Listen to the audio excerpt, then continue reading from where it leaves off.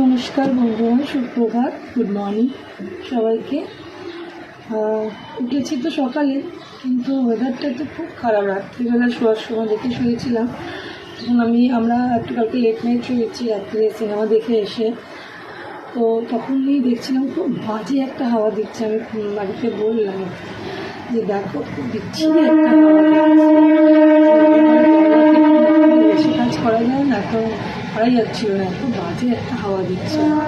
তো যেরকম দেখে শুয়েছিল, সকালে উঠে দেখি পুরো বৃষ্টি হয়েছে আমাদের এখানে। আমি জানি না কোথায় কোথায় বৃষ্টি হয়েছে, দমদমে একটু একটু ছড়াতে বৃষ্টি হয়েছে, রাস্তায় অল্প অল্প জল জমেছে। এখন 6:30 বাজে, আমি উঠেছি প্রায় ধরে নিন 5:40 তখন থেকে আমি রান্নাঘরে কাজে হাত দেবো যেরকম মালিন্য চলছে। কারণ হচ্ছে ওয়েদারটা একদম বাজে হয়ে গেছে।